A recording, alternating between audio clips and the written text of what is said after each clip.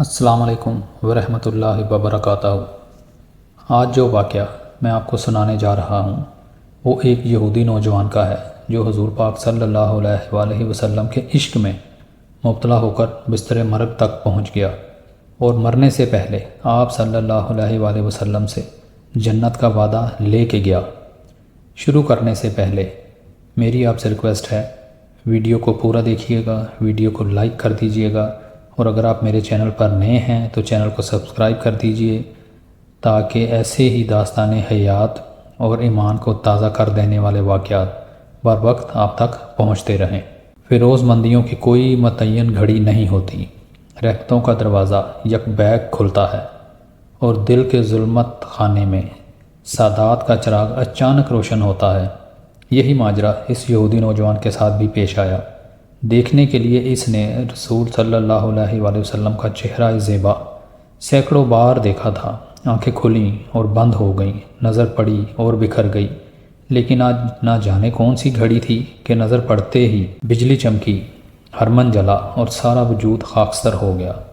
اب دل اپنے قابو میں نہیں تھا۔ قیامت کی بات یہ ہوئی کہ گھر کی چار دیواری میں جس رسول عربی کا نام لینا سب سے بڑا جرم سمجھا جاتا تھا، اب اس کی محبت کا آشیانہ گھر کے باہر نہیں دل کے نہاں خانے میں بن چکا تھا۔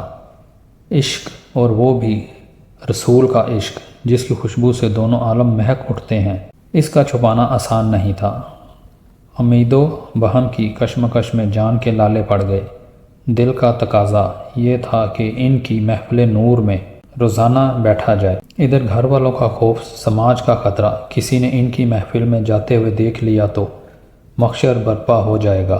دل نہیں مانا تو غلبہ شوق میں اٹھا اور مسجد نبوی کے دروازے پر قریب سے گزرتے ہوئے نگاہوں سے انہیں دیکھ آیا۔ کبھی دوسری طرف رخ کر کے کسی گزرگاہ پہ بیٹھ گیا اور دور ہی سے جلوہ خدا نما کا نظارہ کر لیا۔ اسی طرح دن گزرتے گئے اور دل کے قرینے عشق کی چنگاری سلگتی رہی۔ محبت کی تپش سے آنکھوں کی نیند اڑ گئی، چہرے کا رنگ اتر گیا، جی کھول کر رو بھی نہیں سکتا تھا کہ دل کی بھڑاس نکلتی اور غم کا بوجھ ہلکا ہو جاتا۔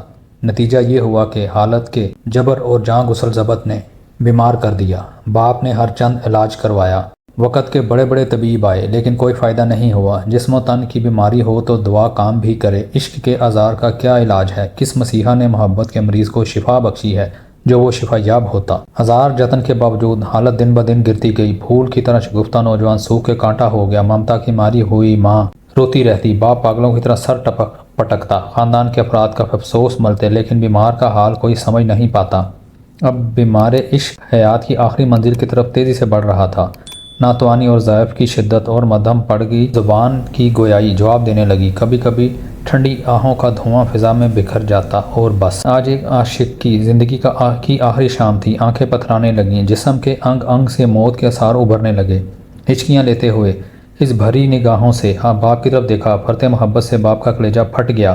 قریب ہو کر پوچھا، میرے لال کچھ کہنا چاہتے ہو؟ زبان کھلتے ہی آواز حلق میں پھنس گئی۔ بڑی مشکل سے اتنے الفاظ نکل سکے، آپ وعدہ کریں کہ میری زندگی کی آخری خواہش پوری کر دیں گے تو میں کچھ کہوں۔ باپ نے دردناک اضطراب کے ساتھ جواب دیا، میرے جگر کی ٹھنڈک، یہ گھڑی بھی وعدہ لینے کی ہے۔ تمہاری خواہش پر اپنی جان کا قیمتی سرمایہ لٹانے کے لیے تیار ہوں۔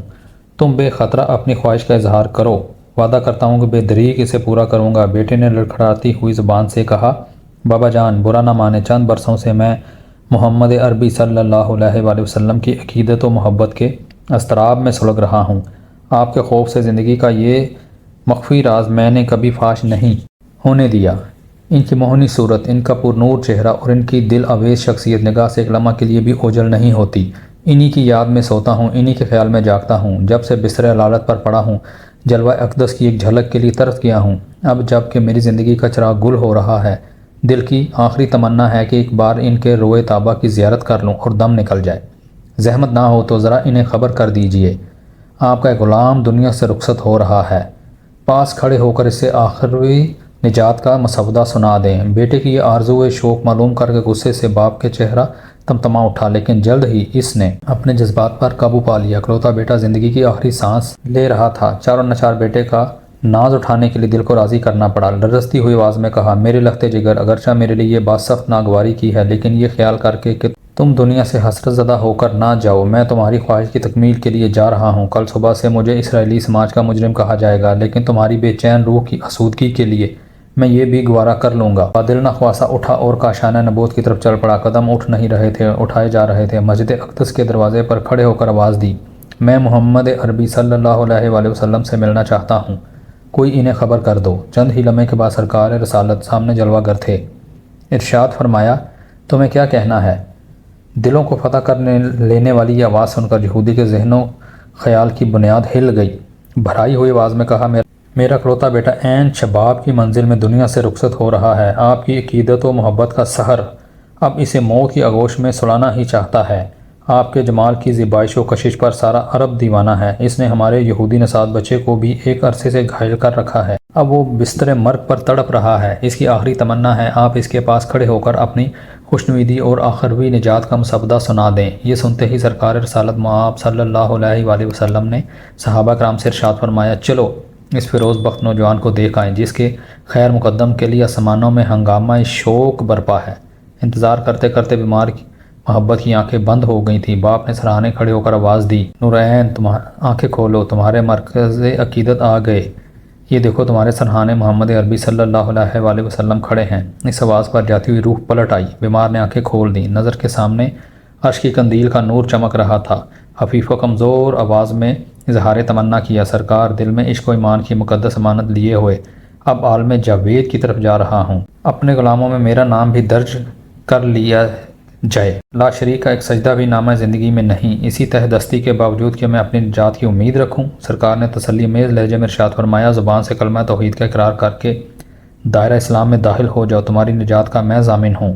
نوجوان کا باپ یہ جواب سن کر پھوٹ پڑا، جذبات میں بے قابو ہو کر بیٹے کو تلقین کی، فرزند سعید ہزار دشمنی کے باوجود دل کا یہ اعتراف اب نہیں چھپا سکتا کہ ایک سچے پیغمبر کی زبان حق ترجمان سے جملہ صادر ہوا ہے، مالک کبریا کا حبیب اس کی نجات کے لیے اپنی ضمانت پیش کر رہا ہے، تم صاف و صریح لفظوں میں وعدہ لے کر دار اسلام میں داخل ہو جاؤ۔ نوجوان نے ہچکیاں لیتے ہوئے کہا، سرکار قبر کی منزل سے لے کر دخول جنت تک آپ کی ضمانت پر اسلام قبول کرتا ہوں۔ اشہد ان لا الہ الا اللہ واشہد ان محمدًا عبدہ ورسولہ کی مدھم آواز فضا میں گونجی۔ ایک فیروز بخت نوجوان نے ہمیشہ کے لیے آنکھیں بند کر لیں۔ ماتم و اندوہ سے سارے گھر میں کوہرام مچ گیا۔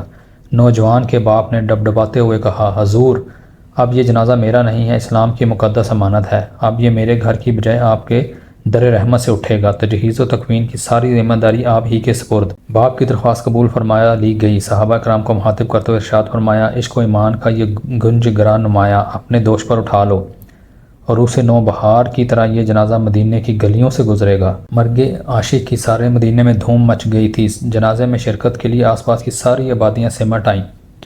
آخری دیدار کے لیے چہرے سے جو ہی کفن ہٹایا گیا، آنکھوں میں بجلی سی کوند گئی، عارض طبع سے نور کی کرن پھوٹ رہی تھی، ہونٹوں پر تبسم رقصاں تھا۔ جانے والا خالی ہاتھ نہیں تھا، کونین کی خلتیں کفن کے پردوں میں چھپائے ہوئے تھا۔ عاشق کا جنازہ تھا، بڑی دھوم سے اٹھا، کثرت ازدحام سے مدینے کی گلیوں میں تل رکھنے کی جگہ باقی نہیں تھی۔ پتھروں کے سینے پر کف پا کا نقش بٹھانے والے سرکار آج جنازہ کے ہمراہ پنجوں کے بل چل رہے تھے۔ اس ادائے رحمت کو معلوم کرنے کے لیے لوگ تصویر شوق بنے ہوئے تھے۔ انہیں نہیں رہا گیا تو آخر ایک صحابی نے پوچھ ہی لیا۔ ارشاد فرمایا، آج عالم بالا سے رحمت کے فرشتے اتنی کثرت سے جنازے میں شریک ہیں کہ ان کے ہجوم میں بھرپور قدم رکھنے کی کوئی جگہ نہیں مل رہی ہے۔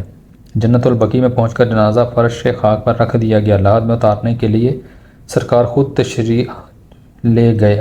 داخل ہونے سے پہلے ہی عاشق کی قبر رحمت و نور سے جگمگا اٹھی۔ اپنے دستے کرم کا سہارا دے کر سرکار رسالت نے جنازہ لحد میں اتارا۔ کافی دیر کے بعد لحد سے جب باہر تشریف لائے تو پسینے میں شرابور تھے، چہرے پر خوشی تھی۔ تجہیز و تدفین سے فراغت کے بعد ہلکا بگوشوں نے دریافت کیا، حضور چہرہ زیبا پر پسینے کے قطرے کیوں چمک رہے ہیں؟ ایسا لگتا ہے سرکار کو کسی بات کی مشقت اٹھانی پڑی ہے۔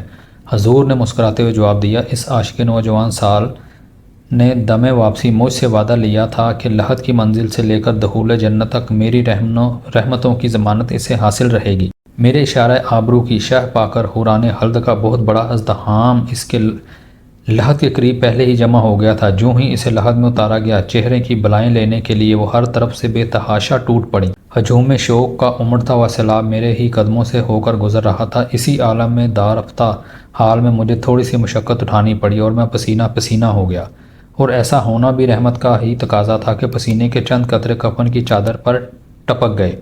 اب اس کی خوابگاہ صبح محشر تک مہکتی رہے گی۔ بندہ نوازی کی یہ روداد جاں فروز معلوم کر کے صحابہ کرام کی روحیں اپنے اپنے قالب میں جھوم اٹھیں۔ عشق مصطفیٰ کی سرفرازی نے ایک ایسے نوجوان کو اخروی اعزاز کے منصب عظیم پر پہنچا دیا تھا جس کے نامہ حیات میں ایک سجدہ بندگی کا بھی اندراج نہیں تھا۔